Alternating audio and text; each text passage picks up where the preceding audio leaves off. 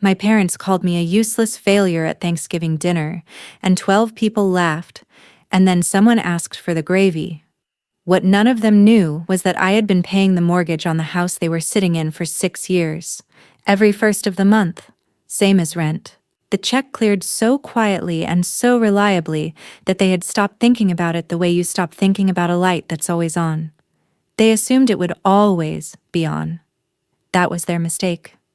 I had already decided to flip the switch. I was just waiting for the right room to do it in. My name is Natalie Harmon. I'm 35 years old and I keep books for a living. 4 small businesses in a mid-sized town in Ohio that most people pass through, on the way to somewhere else. A hardware store on Main. A dental practice off Route 6. A family diner that's been open since 1987 and smells like coffee and fryer oil no matter what time of day you walk in.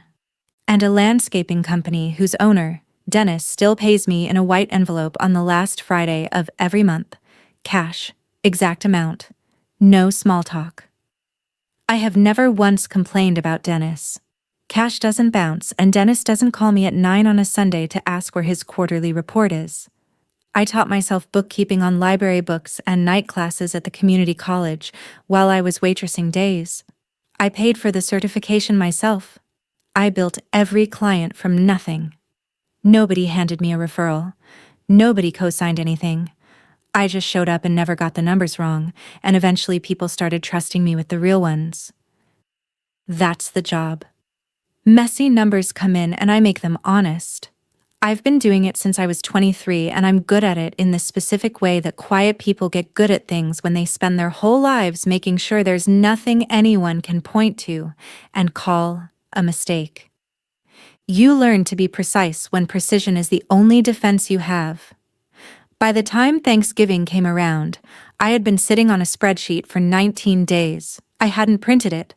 I hadn't shown it to anyone. I hadn't mentioned it at Sunday dinner 3 weeks before, when my mother talked for 40 minutes about how hard she'd worked to keep the family stable after my father's back surgery. Or on the phone with my sister Brenda when she asked if I could cover her car insurance for 1 more month, because things were still tight. I just sat with the spreadsheet the way I sit with a discrepancy in a client's file, when I know something doesn't add up and I need to be completely certain before I say so out loud. I was certain.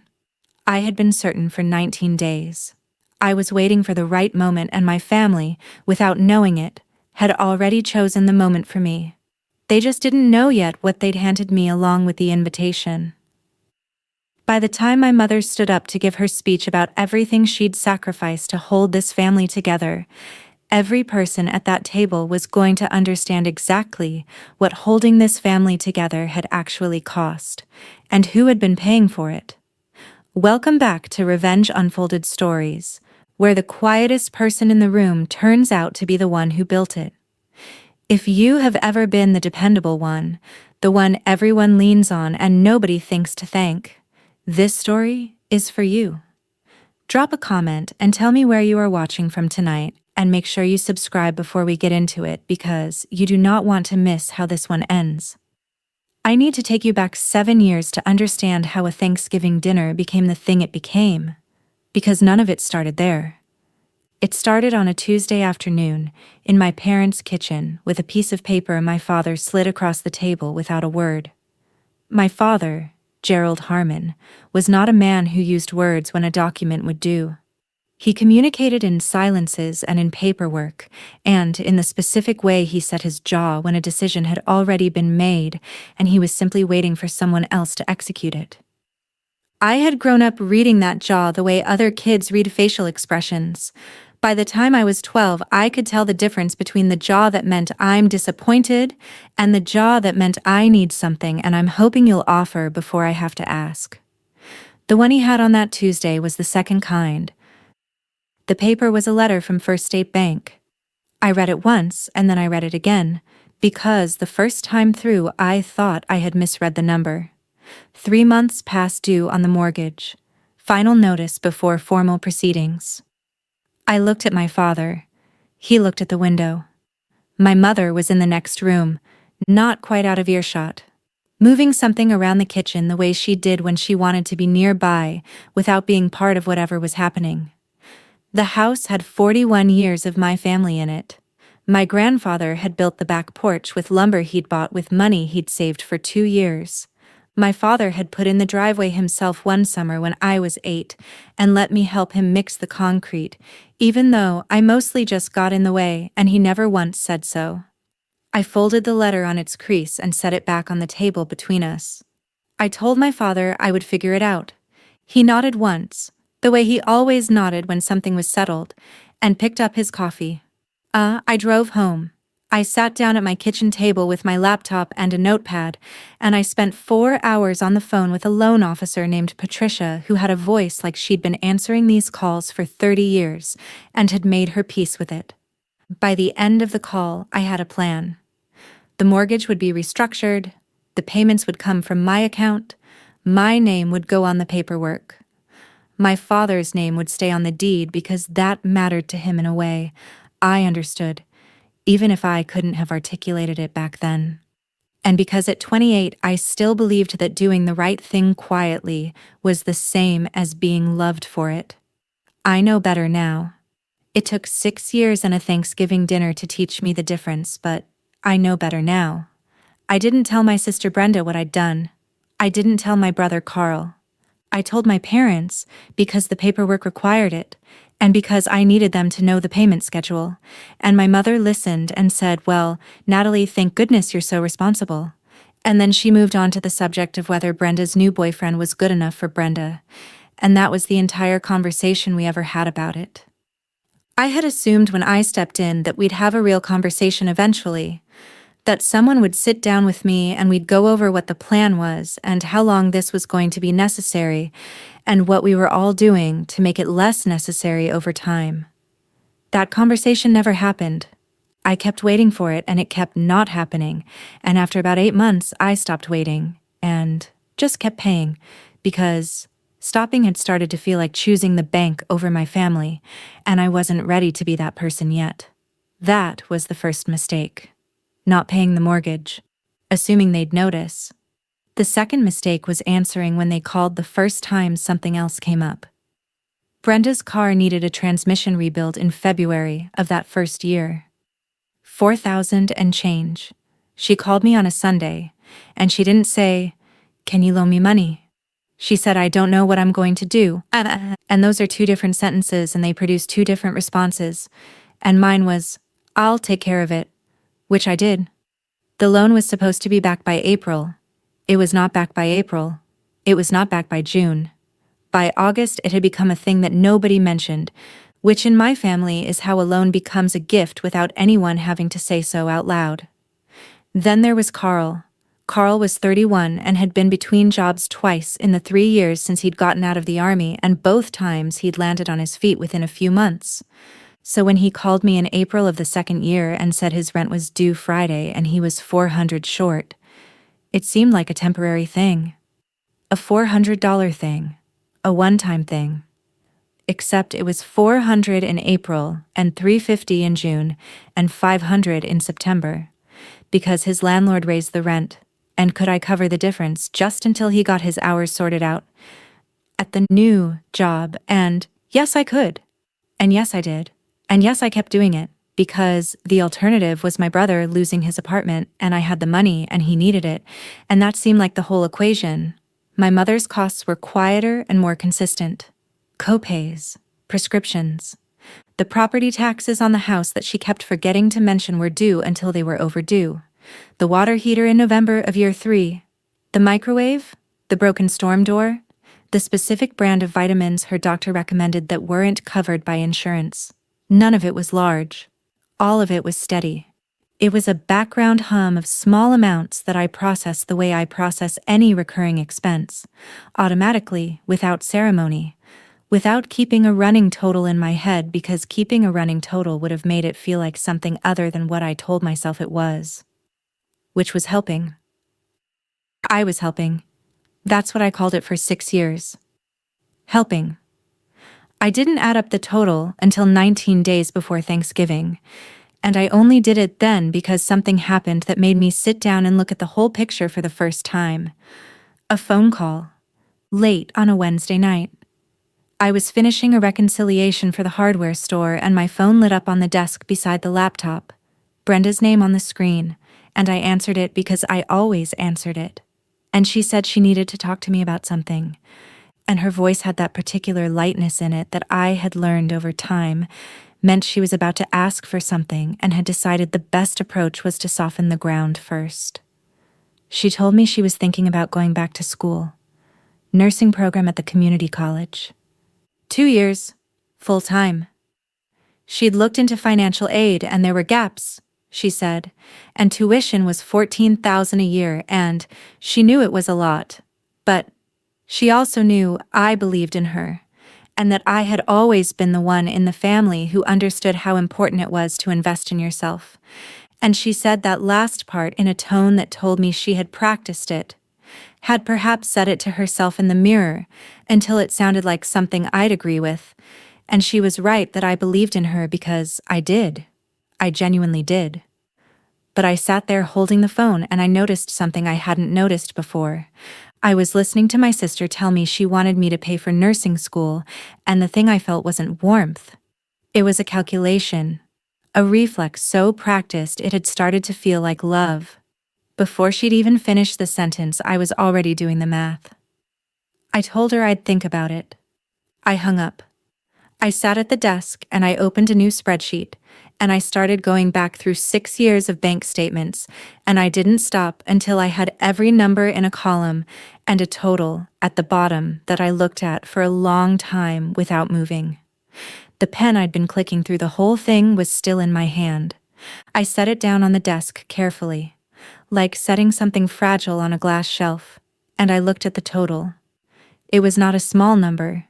It was the kind of number that changes the shape of a room when you finally see it written out.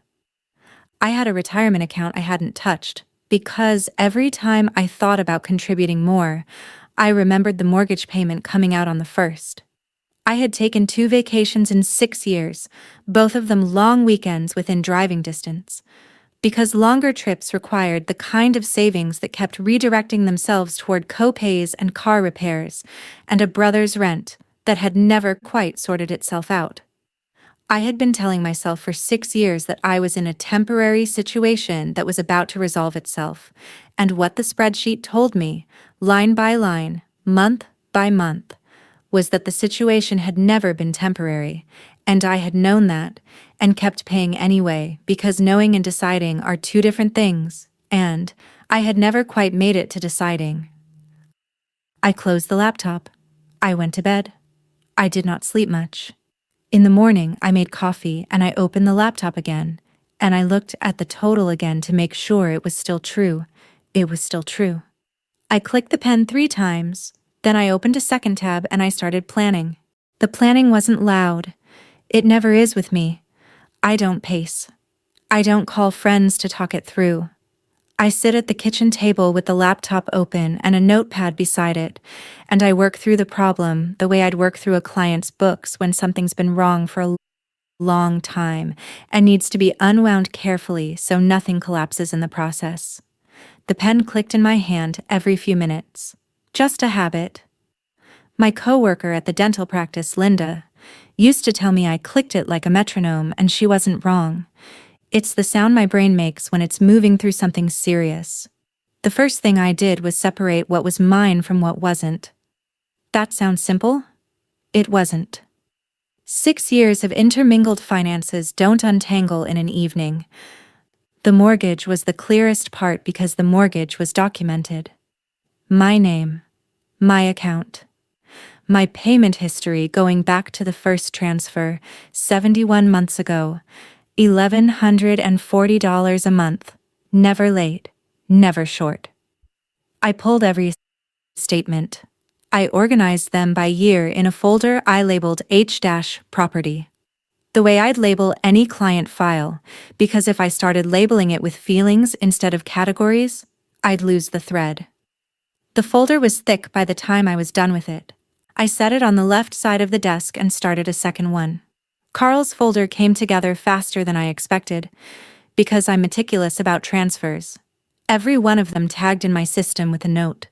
Carl Rent, Carl Insurance, Carl Electric when his power got cut in January of year 4 because he'd been ignoring the bill and called me at 11 at night with that specific flatness in his voice he gets when he's past embarrassed and into something quieter. I'd paid it by phone before midnight. $312. I had the confirmation number in my records. It went into the folder with everything else. There were also 2 years of grocery store gift cards I'd loaded and mailed without announcing them, because Carl would not have accepted them if I'd offered directly. He had pride about certain things. I had worked around the pride the way you reroute a pipe that's too stubborn to move, quietly, without making it a conversation. Those went into the folder too.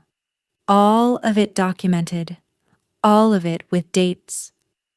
Brenda's folder took longest because Brenda's costs were the most varied. The transmission in year 1. The security deposit on the new apartment in year 2, when her landlord sold the building and she needed to move fast and didn't have the deposit saved because she'd been meaning to, but hadn't. $1,200 on a Thursday with 2 days' notice. A car registration she'd forgotten was due. A dental bill she'd put off until it turned into 2 dental bills. The money I sent every November without being asked. Because I knew her hours at the salon got thin in the slow season, and she wouldn't say so. I knew because I noticed, and I never said anything about noticing because saying so would have made it harder for her to take it. That was how I operated for 6 years. I made it easy for everyone to take from me by making sure they never had to see themselves doing it. The November transfers were in the folder. Every one of them. Dated, labeled, exact amounts going back to year 1. My mother's folder I almost didn't make. Her costs felt different because she was my mother and because she was a widow and because some part of me felt that putting her in a folder with a label on it was a kind of coldness I wasn't sure I was capable of. I sat with that for about 10 minutes. Then I made the folder. Because the truth doesn't become less true because it's uncomfortable to organize. Property taxes, twice a year. Both times I'd covered the gap when the account came up short. Co-pays, regular as a subscription. The water heater, $1,180, September of year 3. The specific brand of vitamin D supplement her doctor recommended that cost $42 a month and wasn't covered by anything. I had bought it every month for 2 years without thinking about it the way you stop thinking about a utility bill once it's on autopay. The birthday dinner I'd paid for at a restaurant downtown, all 9 seats, because my mother had organized it and assumed the bill would resolve itself, which, in our family, meant it would resolve itself in my direction. Into the folder it went. Everything into the folder. When all 4 folders were done, I aligned them on the left side of their desk in a straight row. Gerald, Carl, Brenda, Mom. I opened a clean spreadsheet and I gave each of them a column. Then I started entering the numbers, oldest to newest, the way you reconstruct a ledger after the fact.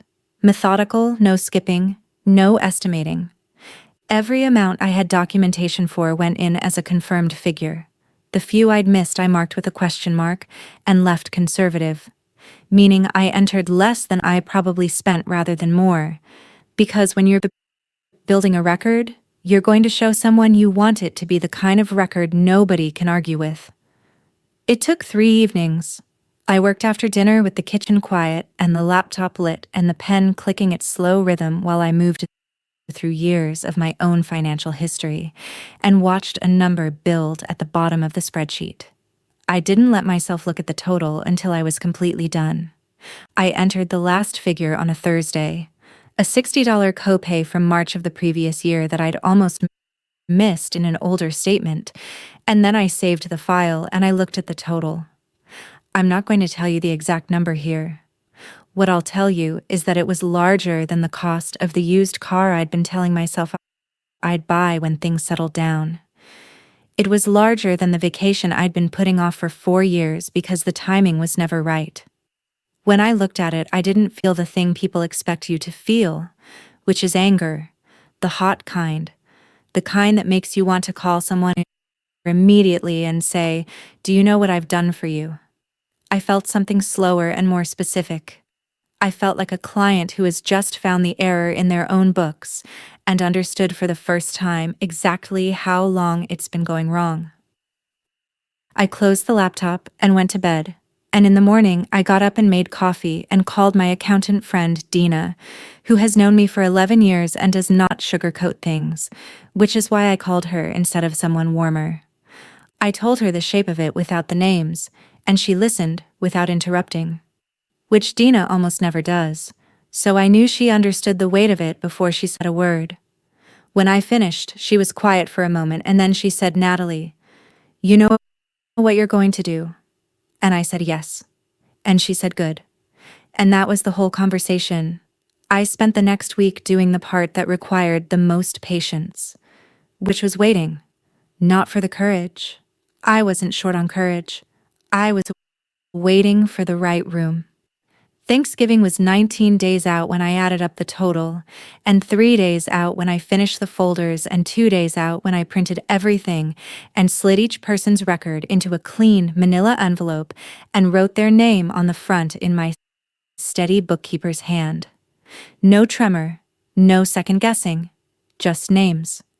Carl, Brenda, Mom. The same handwriting I use on client invoices. Clear and precise and completely without apology. There was a fifth envelope. I made it last. It had a single sheet inside, and the single sheet had a date on it. The date the mortgage payment would stop. I addressed that one to myself because it was a record I wanted to keep.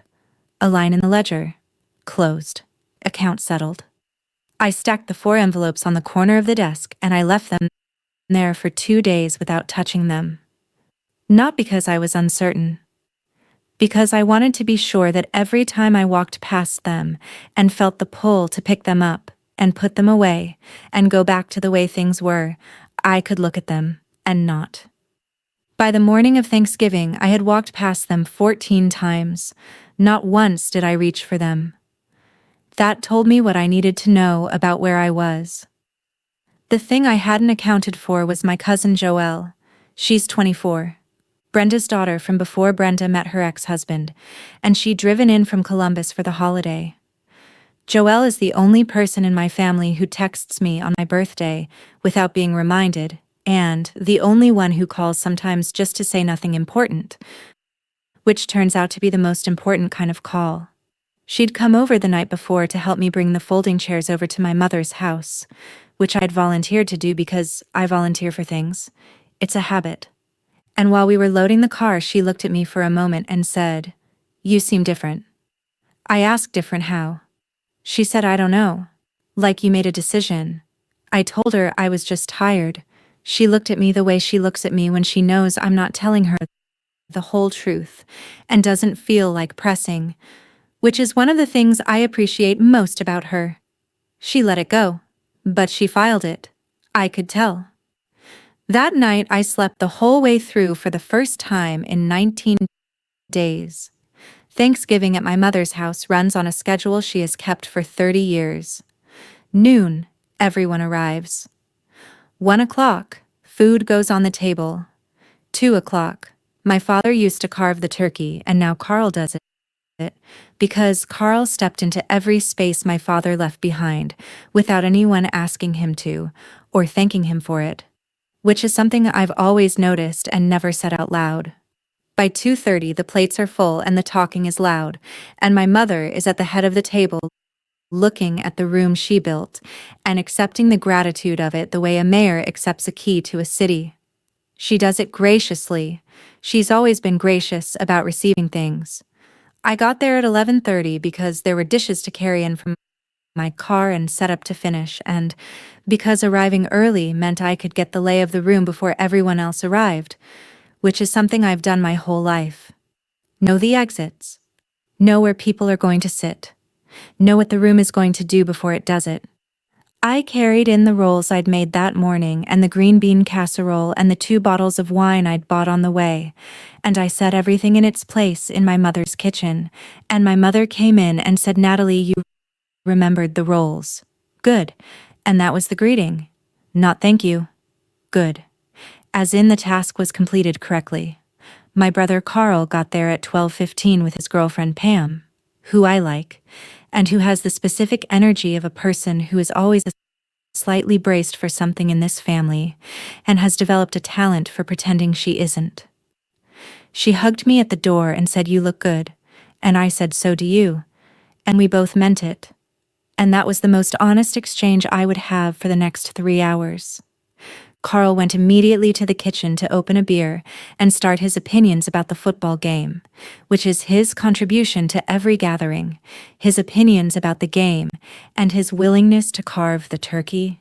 He is not a complicated man. I say that without cruelty. He knows what he's for in this family, and he fills the role without complaint, and in that way he and I are more alike than either of us has ever acknowledged. Brenda arrived at 12:40 with her husband Marcus and their 2 kids, and the specific chaos that follows Brenda into every room she enters, bags and kids' coats, and someone needing the bathroom, and a dish she'd brought that she was already apologizing for before she'd set it down. The dish looked fine. Brenda apologizes for everything preemptively to get ahead of the criticism, and the criticism comes anyway. Because in this family, the preemptive apology is just an opening for a more specific complaint. My mother told her the dish looked dry before she'd even taken the lid off. Brenda said, I know. The oven runs hot."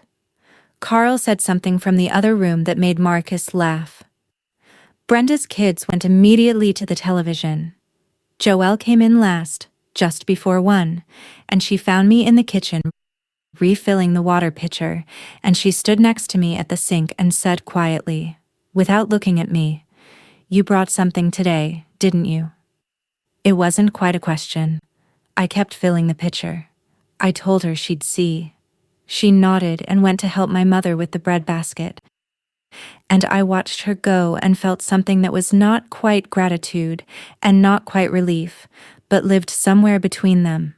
The specific warmth of being seen by someone who asks nothing in return for the seeing. The table sat 9. My mother at the head, which was Gerald's end when Gerald was alive, and is hers now, as if it had always been hers, which is how she handles most of the spaces my father left. Carl to her right, Pam beside Carl, Brenda across from Carl with Marcus next to her. The kids at the folding table in the corner with plates my mother had set for them, with the careful efficiency of a woman who has been running this table for 3 decades. Joelle beside me, at the far end from my mother. I had the envelopes in my bag on the hook by the front door. I had put them there that morning and I had not thought about them since, because thinking about them would have made me hold them differently, would have introduced a tremor into the day that I didn't want. And I am good at not holding things I'm not ready to hold. The bag was by the door. The envelopes were in the bag. Everything was in its right place. I ate the food and I refilled the water glasses when they got low, because I always do, and I answered questions when people asked them, and I listened, while Carl talked about a landscaping contract he was trying to land, and while Brenda complained about the traffic on 71, and while my mother told a story about the neighbor's dog that she had told at a gathering before, but that everyone listened to again because it's easier than interrupting. And then my mother said it. She said it the way she says the things she's thought about. Not impulsively, not in heat. She waited until the table was full and relaxed, and the wine was open and everyone's guard was at its lowest. Which is when she has always chosen to say the things she's been holding. She looked down the table at me and she said, with the pleasant smile of someone delivering a known truth, "Natalie, your sister has offered to help me repaint the back bedroom. She's always been the one who thinks of these things. You know how Natalie is," she said to the table. She's so busy with her little business she sometimes forgets this family exists. The table chuckled. Not cruelly. The way a table chuckles at something that's a little barbed but familiar enough to feel like affection. Carl said, "Yeah, Nat, you need to come around more." Brenda said she knew I was busy. Marcus looked at his plate. Joelle looked at me. I picked up my water glass and took a sip and set it down and said nothing. My mother continued. She said she didn't fault me for it. She said some people were built for family and some were built for independence, and Natalie had always been the independent one, which was a gift really. She didn't need anyone. She'd never needed anyone. She was fine on her own. She said it warmly. The way you say something kind that has a blade in it. She said I should be grateful I had my work. That it gave me purpose. That not everyone had that. And there it was. Grateful. The same word it always is. Carl nodded. Brenda said, "Hmm." Pam looked at the table. Marcus refilled his wine. Joelle's eyes found mine across the table and held them, and I could see in her face that she had already understood. Maybe from the night before. Maybe from something older. That something was about to change in this room. I set my fork down parallel to my knife the way I set it when I'm finished with a plate. Not dropped. Parallel. I reached for my napkin and folded it once and placed it beside my plate. Then I pushed back my chair and I said, "Excuse me," for one moment, and I walked to the front door, and I took the bag off the hook. If you have ever been the one keeping everyone afloat while they argue about the current, you know exactly what the next 60 seconds felt like. Stay with me. Subscribe if you haven't yet, because what I did when I came back to that table was the quietest thing I have ever done in my life, and it was also the loudest. I came back to the table with 4 envelopes. I set them in a stack beside my water glass, and I sat down and I looked at my mother at the far end of the table, and I said, without raising my voice, "I want to share something before we have dessert." The table went the specific quiet that tables go when something in the air shifts and everyone feels it before they understand it. I picked up the first envelope. I said, "Mom, this one is for you." I set it in front of her. Inside is a record of every payment I've made on this house since November 7 years ago. The mortgage restructure after Dad died, every month. $1,140. 71 payments. It's all there to the penny. Along with the property taxes from year 2 and year 4 when they came due, and there wasn't enough in your account. And the water heater, and the prescriptions. Everything in one place, documented, in case you've forgotten any of it. My mother looked at the envelope the way you look at something you don't want to touch. I picked up the second one. "Carl, this one is yours." I set it in front of him. "Your rent from when you got back from Fort Bragg and needed the deposit. The truck insurance, April through December of year 3. The electric when it got cut in January. The loan in year 1 that was going to be paid back by April. It's all in there. Every amount, every date." Carl's hand was on the envelope, but he hadn't opened it. His jaw had the specific set of a man who understands he is in trouble, but doesn't yet know how much. Brenda's envelope I set in front of her without saying her name first. Because she was already starting to say Natalie, wait, and I didn't want to be interrupted in the middle of the accounting. "Brenda," I said gently, "yours is in there too. The transmission in year 1. The security deposit on Maple Street. The registration. The dental bills, both of them. The money I sent every November. Is all of it." Brenda had the envelope open before I finished the sentence. She pulled out the first page and I watched her eyes move down the column of figures, and I watched her face do something complicated and then go still. My mother said Natalie, in the voice that means stop. That means you're embarrassing everyone, including yourself. That means we don't do this at the table. I said, "I know this isn't the kind of conversation we usually have at the table." I kept my voice even.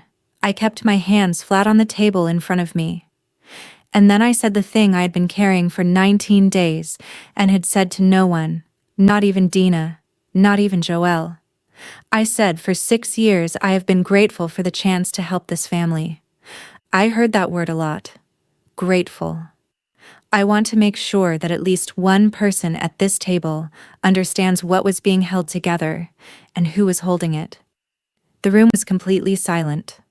Carl opened his envelope. The sound Carl made when he got to the total on his page was not a word. It was the sound a person makes when a number rearranges something they thought they understood. He set the page down. He picked it up again. He put it face down on the table as if not looking at it would change what was on it. My mother pushed back from her end of the table and stood up. She does not raise her voice often, but when she does, it fills a room completely. All the corners, and this was one of those times. "Natalie," she said, "what do you think you are doing?" Her voice had gone high and thin in the specific way it goes when she's past the controlled version of herself and into something rawer. "You come to my table on Thanksgiving, in front of my family, and you pull out papers, like we're in a courtroom. Like this is business?" I said nothing. I kept my hands flat. She said, "I raised you. I gave you everything. You want to sit there and tell me that helping your family is something you need to be reimbursed for? That's not how family works, Natalie. That has never been how family works." And then she said the thing she always says when she's run out of the more specific arguments. She said, "After everything I've sacrificed." She said it with her hand on her chest, the way she puts her hand on her chest when she wants you to understand the conversation is about her feelings now, and not about the numbers on the page. I thought about what sacrifices she meant exactly. I had been thinking about it for 19 days and I had not been able to produce a list. That was not cruelty on my part. It was just accounting. Brenda said, "Mom," in a low voice. Not to defend me, to manage the situation the way Brenda manages everything, by keeping the volume down so there's less to clean up afterward.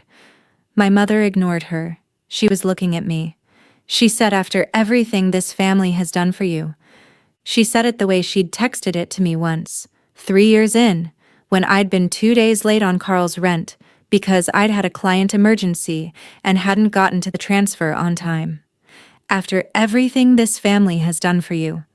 As if the ledger ran the other direction and I'd simply failed to read it correctly. I looked at her.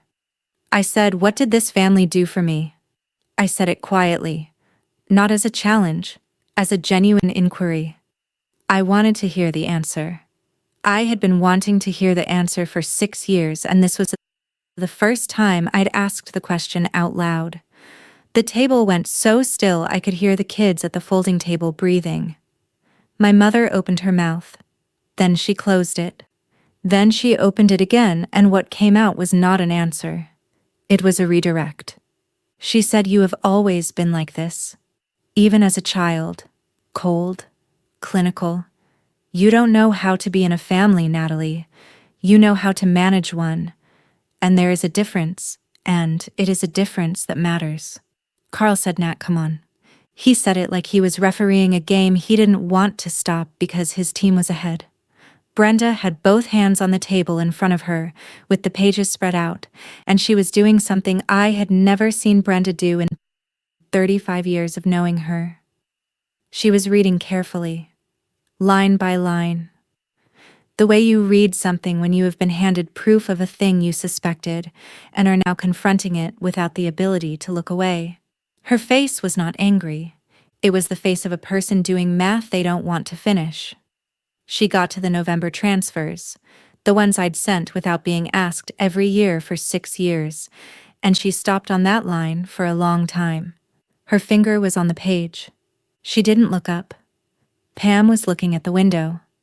Marcus had his hands around his wine glass and was not drinking from it. The kids at the folding table had gone quiet in the way children go quiet when the adults in the room have stopped performing normalcy, and they don't know what's replaced it. Joelle was looking at me across the table with her hands in her lap and her face completely still, and in it I could see the thing I had needed to see before I could finish what I'd started. She wasn't surprised. She wasn't afraid of what was happening. She was watching the way you watch something you've been waiting a long time to see. I picked up my water glass. I took a sip. I set it down. I said, I'm not asking to be reimbursed. I want to be clear about that. The money is not the point. The record is the point. I have been keeping books my whole professional life, and the one set of books I never looked at honestly was this family's. And I looked at them 19 days ago, and I want everyone at this table to know what they say. My mother said, "You are humiliating me in my own home." She said it with a precision that I recognized as the last functional weapon she had left. The appeal to dignity, the framing of accountability as cruelty. I have been on the other end of that weapon my whole life, and I know its shape, and I know that the only way it works is if you feel the need to defend yourself against it. I did not feel that need. I said, I'm not trying to humiliate you. I said it, and I meant it completely. Then I said, the mortgage payment stops on the 1st of December. That's 18 days from now. I've set up a conversation with a loan officer at First State for the week after Thanksgiving, Thursday at 2. And I'll send you the address. You'll need to look at your options. Whether you refinance or whether you sell. That's your decision to make. It always was. I just needed to be the one making it for a while, and that while is over now. My mother sat back down. Not dramatically. Just sat down. The way people sit when their legs have made the decision before their mind has. She sat down and she looked at the envelope in front of her, and she didn't touch it. The room had gone completely still. Not the polite quiet of before dinner. The actual silence of a room where something real has just happened and no one is sure yet what comes next. Carl said, Nat, that's the house. You can't. He said it like I hadn't known what I was doing for 6 years. Like the house had simply existed independent of any action on anyone's part, and I was now threatening something natural and permanent. I said, I know what it is, Carl. I bought it. That sentence landed in the room the way sentences land when they're both true and new, when the people hearing them have always had access to the truth of them, but chosen not to look directly at it. Carl's mouth stayed open for a moment with nothing coming out. Brenda set her pages down. My mother put one hand over the envelope and left it there. Flat. The way you keep something from blowing away in a wind you didn't see coming. Marcus quietly got up and took his kids' plates to the kitchen. Pam followed him. The room let them go. Joelle looked at me across the table and gave me one slow nod, and I held it for a moment, and then I looked at my mother. I said, I love this family. I said it last because I needed it to be the last thing, the thing that sat in the room after everything else had settled. I love this family, and I have shown it the only way I knew how for 6 years, and I'm done showing it that way. If you want to know me, you can call me, not when something's due, just a call. The number hasn't changed. I pushed back my chair. I picked up my water glass and carried it to the kitchen and set it in the sink and rinsed it because that's what I do. I don't leave things sitting. I got my coat from the hook by the door. The bag was lighter. I put it on my shoulder. Joelle was in the hallway. She'd come without being called. She put her arms around me and I let her, and I held on for a moment longer than I planned to because she was warm and she smelled like the hand lotion she's used since she was a teenager, and something about that smallness of it, that specific familiar detail, made the whole day sit somewhere real instead of somewhere abstract. I told her I'd call her next week. She said, you better. She walked me to my car. The street was quiet, November cold, the kind that's clean instead of cruel. I sat in the driver's seat, and I didn't cry, and I didn't feel the wild relief I'd imagined I might. I felt something steadier, the feeling a balanced ledger gives you when the columns finally match. Not excitement, accuracy, the specific satisfaction of a thing being true on paper that was true in the world. I drove home the way I always drive, both hands, legal speed. The house was the same as I'd left it that morning. The desk with the client files on it. The kitchen table where I'd spent 19 days building the spreadsheet that said what it said. I made tea because it was late enough for tea, and I sat at the table with the mug and the pen in my hand, and I didn't click it. I just held it. The way you hold something you've finished with, but aren't ready to put down yet. My phone was on the table and I turned it face down before I sat. The phone went face down every night for the next 4 days. Not because I was afraid of what was on it.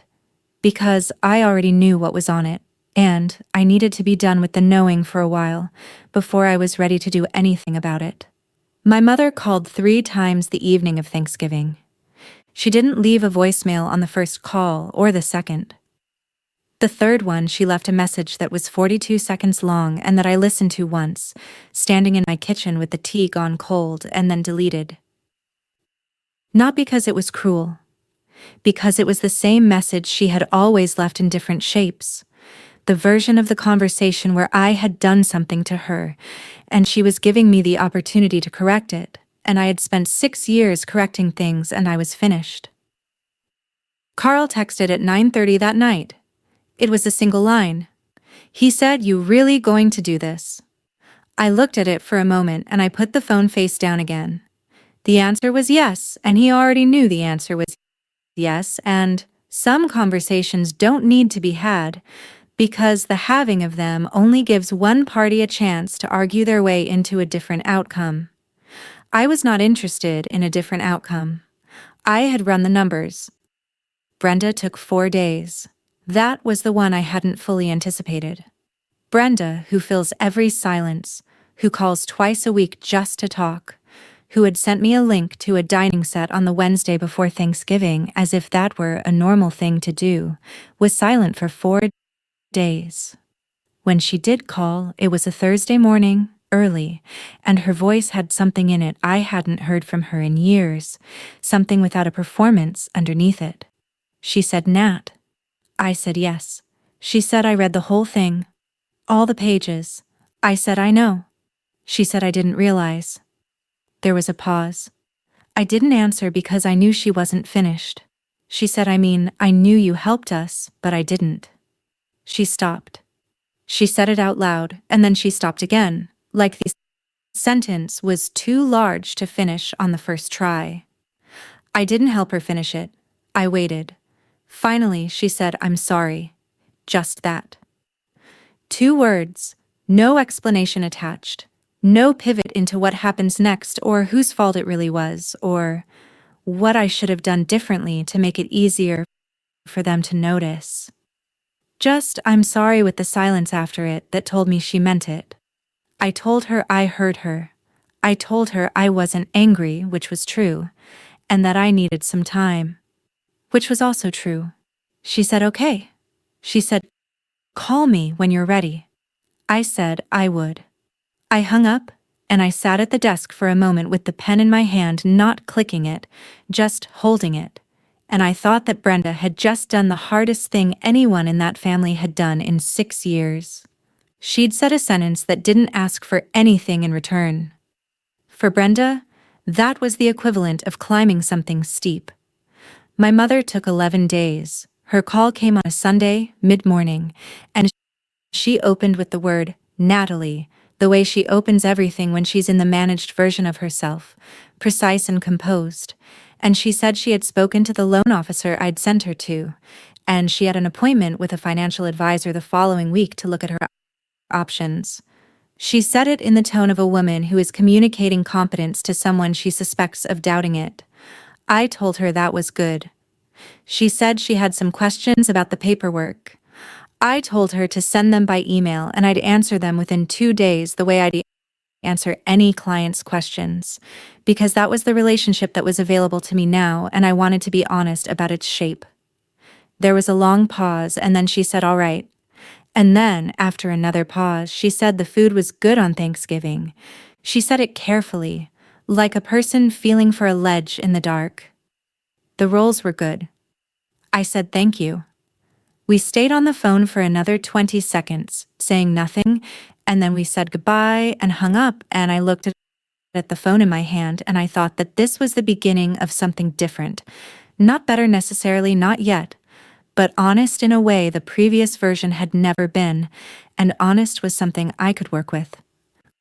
Carl took the longest. 6 weeks. He texted in January. Not about money. Just a link to an article about a landscaping company in Columbus that had just gone public. No message with it, just the link. The way Carl communicates when he's trying to be in the room with you without having to admit he wants to be. I read the article. I sent back a thumbs up.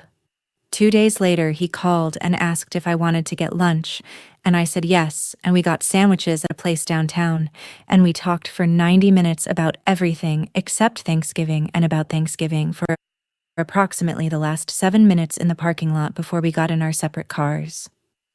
He said I should have said something. He said it to the parking lot. Not quite to me. I said it would have helped. He said, yeah, we got in our cars. It wasn't a resolution. It was a beginning of one, and beginnings are slower and less satisfying than they look in the telling, but they're what's actually available, so you work with them. The mortgage. My mother refinanced in February. She qualified for a smaller loan on her own income, and the new payment was lower than what I'd been making, and she called me when it was done to tell me it was done, which she didn't have to do, and which I noticed. The house is hers now, in the way she always said it was. In February, she made the first payment herself. I don't know if she thought about that. I thought about it. Dennis, my Cash on Fridays client, gave me a referral in December that turned into my 5th business account, a small manufacturing company on the east side that had been doing their own books badly for years and needed someone to come in and fix 3 years of errors before tax season. I worked on it for 2 weeks straight, long nights at the desk with the laptop and the pen, and it was the most absorbing work I'd done in years, not because it was harder than usual, but because every hour of it was mine in a way that hours hadn't been mine for a long time. I billed them for the cleanup at my full rate without apologizing for the amount. They paid it on time. Joelle drove up in March. We made dinner at my house and she stayed until 11, and we talked about her program and about a man she was seeing, and about a trip she was thinking about taking in the summer to Portugal. And when she was leaving, she hugged me at the door and said, "I'm glad you did it." I said, "Me too." She said, "You seem like yourself." I thought about that after the door closed, about what it meant to seem like yourself, about how long it had been since someone had said it. The desk looks different now. Tidier, maybe. The 4 folders are in the file cabinet in the bottom drawer because the accounts are closed, and closed accounts go in the archive. The spreadsheet is still on the laptop, but I haven't opened it since January. I don't need to. The numbers are accurate, and accurate numbers don't require revisiting. The pen is in the cup on the right side of the desk. I still click it sometimes when I'm working through a problem. It's just a habit. Some habits you keep because they're yours and not because they serve any purpose beyond that. Some people in this family think what I did was cold. Maybe it was. I am a bookkeeper. I am precise by nature and by practice, and I have built a whole professional life on the understanding that a record told honestly is not a weapon. It's just the truth. And the truth has never needed my help to do what it does when someone finally has to look at it. I didn't hand my family a punishment. I handed them a mirror. What they saw in it was their own business. What I did afterward was mine. 6 years, 4 envelopes, 1 Thanksgiving dinner that finally balanced the account. If you have ever been the one holding everything up while the people you're holding pretend the ceiling has always been that high on its own, I want you to hear this. You are allowed to set it down.